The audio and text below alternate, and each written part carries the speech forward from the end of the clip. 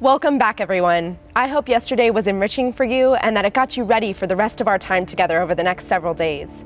The professors you are learning from this week are incredible, but what's even more incredible is that they are just a small sample of all the faculty and staff who are here to support, mentor, and love you as you spend your years here preparing to go out and be a good neighbor. I hope that during college you will fully immerse yourself in the community of students and employees who surround you. After all, you could get an education anywhere, but many of you chose Lipscomb because you sense that this community is just that, a community. We experience all the ups and downs together. We learn together, we heal together, we serve together, we struggle together. Sometimes we're a part of each other's challenges too. We hurt each other, we mess up and make mistakes, and still we're in it together. In the devotional yesterday, I talked about how spiritual struggles are an inherent part of faith. Just like exercise for the body, spiritual wrestling makes us strong. We grow and build resilience when we struggle, but we were never meant to go through it alone. When God renamed Jacob Israel, the one who struggles with God, the Bible makes it clear that it was not only the individual person Jacob who would struggle with God. It applied to all God's people as a whole community. Yes, God equips us for the struggle ahead, but God designs and equips us to struggle together. Many generations after God wrestled and renamed Jacob, God's people were wandering for 40 years in the desert, literally, physically battling to survive as they moved toward the land God promised to them. Exodus 17 tells the story of one of those situations when God's people had to fight for their life.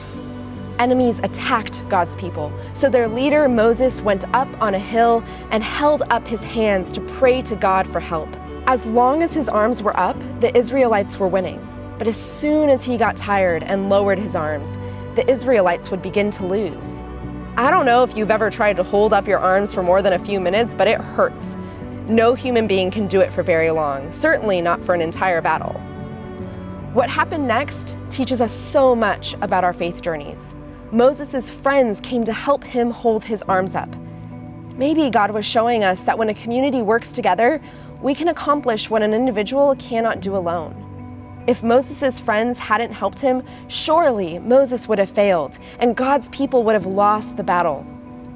The great thing about these Bible stories is how they teach us about our lives today. When the whole world is facing a global pandemic, we need each other, even our neighbors on the other side of the planet. When our nation experiences political division, we need each other, even the neighbors with whom we deeply disagree. When any person or group of people are facing injustice, we need to work together to make things right. And when any person in the Lipscomb community needs help, we will do everything we can to support them. We are like Moses in this way. We need each other in the challenges we face, and we will exceed when we learn how to be a strong community.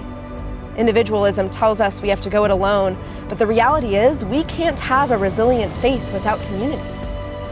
That's why we gather in this room every Tuesday, to remind ourselves and each other that we are a unified community with shared experiences and rhythms, shared joys and struggles, shared victories and defeats.